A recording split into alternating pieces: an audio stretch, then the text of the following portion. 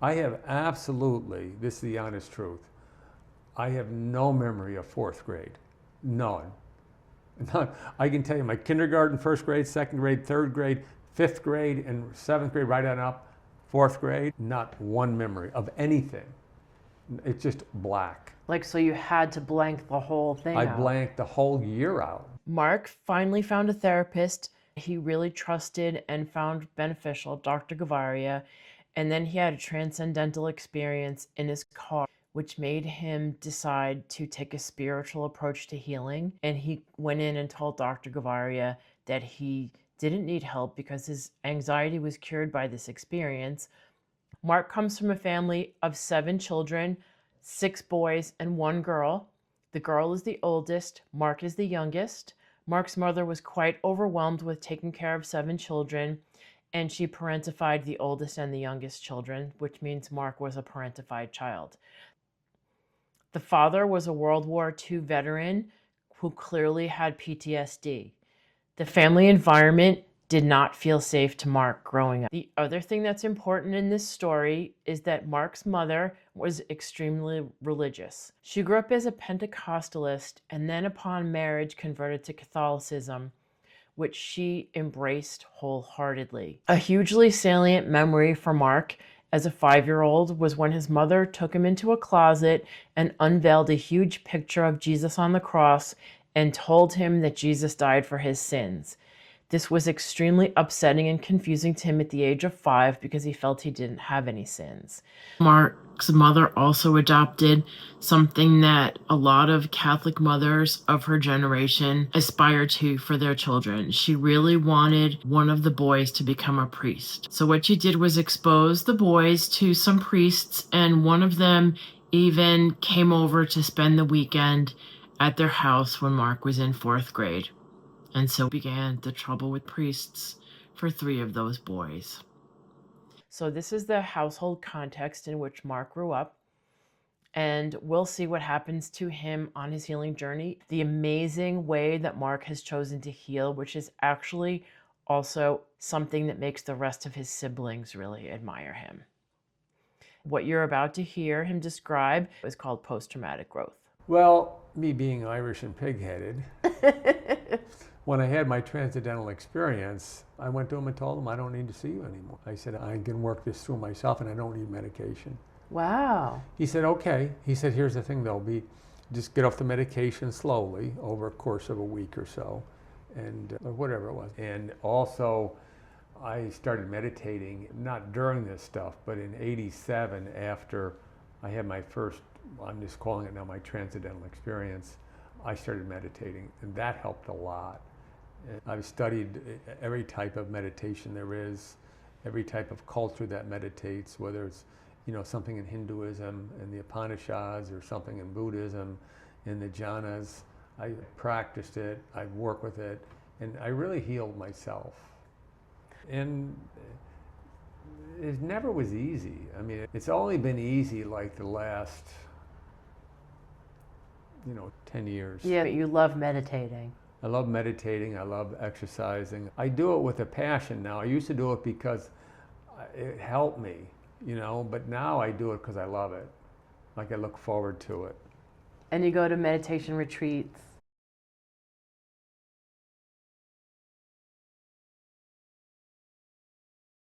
Yes. And we talked about the priest earlier being raped.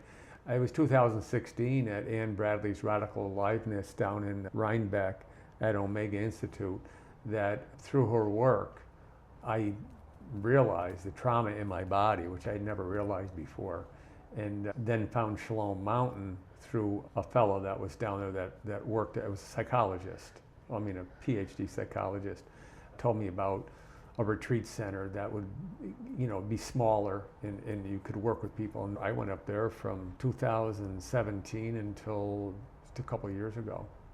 Right, so you really had a long-term Yeah. relationship with meditating and Yes. exercising and going to see specialists when you Yes. could. And allowing yourself to go into groups that you're going to get triggered. I mean, Right. the Ann Bradley's group was about triggering you and your stuff coming up.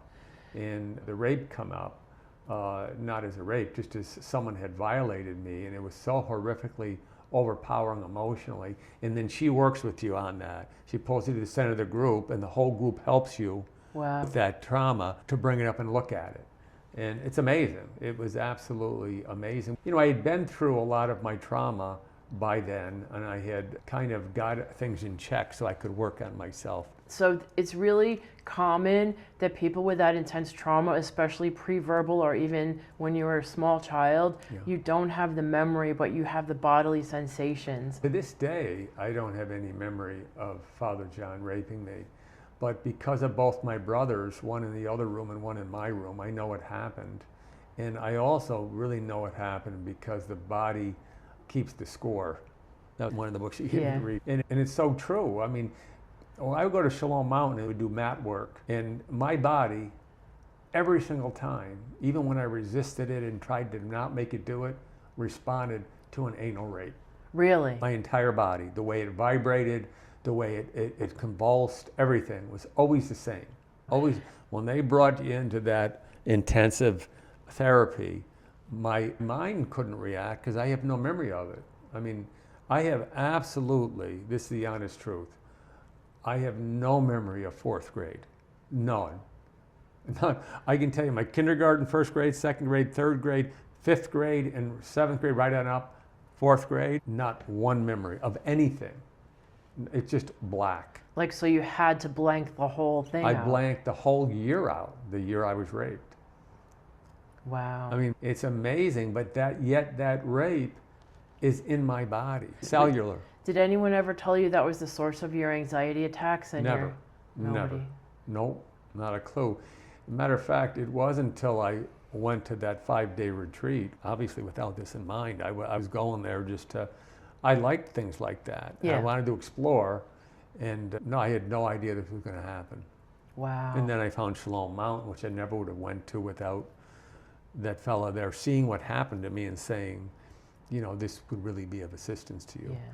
So, yeah, I mean, spirit, whatever you want to use the word spirit is, there is a force, a conscious force that's in everything and that has your back. Now, I know it doesn't seem like that, but it is that way. Believe me, I'll be 70 in a year, and something has always had my back and been guiding me without interrupting my process. So it's not here to interrupt your process, because you're here to have the process from a spiritual point of view. So spirit's not going to interrupt that process, because that's why you're here. But it is going to have your back. And it seems like times when I thought I was finished, something would happen, always. Some synchronicity, running into some person. And I always ended up getting help, the right help. Yeah, eventually, yes. Yeah. I made a lot of poor decisions on how to get help because I just didn't know where to look. So I went conventional, thinking I didn't know what else to do. And that was like the worst thing I could have done, because there was no help there. There was no help there. There's no help in that big hospital type psych wards. There's no help there. Yeah, that's sad. No help there. I mean, as far as the individuals there. Even in that, though, Spirit guided me through that and helped me through that and let me have the full impact of the process of that. And I'm grateful for that. But people around me were telling me not to go there. Really? Oh, yeah. Yeah, because I was struggling so deeply with this intense anxiety. I just didn't know where to go, and I would tell people my idea, and they would be like, I don't know the answer, but I know the answer isn't there. Wow. But I didn't listen. I just didn't know where to go. Scared of what I was feeling, you know. I see it now, though. It doesn't traumatize me anymore, because I see it in the beauty of every experience we have as being human and spirit together, combined. That they were all beautiful experiences in the long run, even the most horrific. Even me having that hell experience that originally led me to the psych ward. In and of itself, it has its own beauty. Once you become healed, you can see that. That's why I don't get traumatized anymore talking about it. What I'd like to note here in terms of Mark's story is that this wasn't a straight line where he suddenly started meditating, having a lot of individual spiritual experiences, And then over time, he became fine after he went to that workshop. Mark had a lot of anger that would just come out spontaneously while he was working. And he has his own business that involves driving around all day. So he would come back and complain that he had anger outbursts all day that he didn't like. Now, he was able to soften this and reach the state that he did reach over the course of 10 years.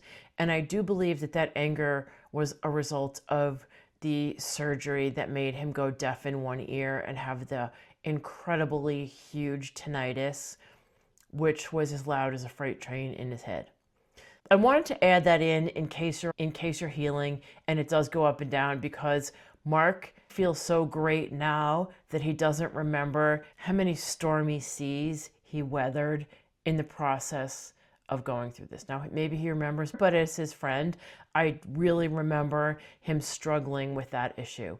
Now, note that he did overcome it through many years of meditating, and you can do it, but it's not going to be a straight line. It might feel like a straight line at the end of the day, but it's not really.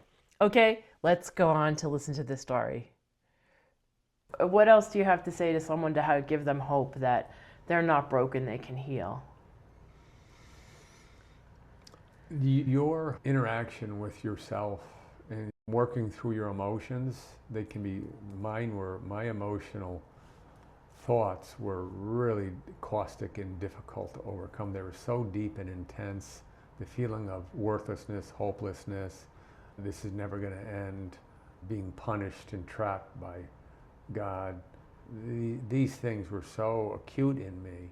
They were so tangible. They were so real. They just bit at me every day, and they disturbed everything in my life. Wow. So the way to get around those for me was I exercised a lot. I stayed active physically a lot. So you need to move your body. You need to move the body big time. And it seems to me the first therapist where you helped you relax in your body first. Yes, yeah. And find humor. And humor. Find humor. And I love it that you were talking about also, don't be so serious about your healing every minute of the day. Try to find the joy. That was one of my biggest drawbacks, was I was trying to heal it through being intense with finding what I needed, instead of now what I realize is just the joy of living and the joy of finding it even when things are intense. You have to, my daughter died, my 30-year-old daughter died in my bed from blastoma leukemia. It came on her suddenly within 3 months and died at my house. And as difficult as that was, and as horrific as it was, with the work I've done, I was able to process through it. But then she appeared to me in spirit 4 days later. I was just starting my grieving process, and she showed me what she really was in spirit. And it just changed my whole life as far as how I see spirit and the flesh and the matter working with the energy of spirit and the force of consciousness. She showed me what she really was, and it was absolutely life-changing. And anybody can have that if you'll be open to it. You just have to allow yourself to be open to it. And it just takes being human and realizing that you're also spirit and allowing that to work in you and just to open you. You have these tremendous, beautiful experiences. Just so eye-opening. So you think you can get a lot of spiritual growth out of trauma? Correctly, you definitely, it can be, the bitterness of the root can be used to cure a lot of things that are in you. And that's why we're here. That's why we're spirits in physical forms, taking on this physical form in order to find things like we're all discussing here. And I think we're all together in it. I think it's a beautiful process. It can be a traumatic process. But I just believe you keep moving on, and you just keep doing the work with the assistance of spirit through it. And I just know how my life has come out. I know how I feel on the inside. And I would have given or paid anything in my youth to have what I have now. And apparently I paid the price. And to be with myself is wonderful. And go bowling. And go bowling, right, exactly. all these lessons I learned along the way, it took me by surprise. Like, why would a priest tell me to go bowling? I wanted to hear something, spiritual or something from the mountain, or something from God's mouth. I heard exactly what Spirit was trying to get through to me. The most spiritual thing it could have told you at that point was go bowling. Go do something that's enjoyable. Stop thinking about your pain. Right. But I understand we get stuck in this mental feeling of being hopeless and it's too intense and I can't get away from it. How do I escape? And we escape into our minds because also our body is really uncomfortable when we have a lot of trauma. I was always having this heat attack, this electricity attack, would just run through my body like I was being electrocuted.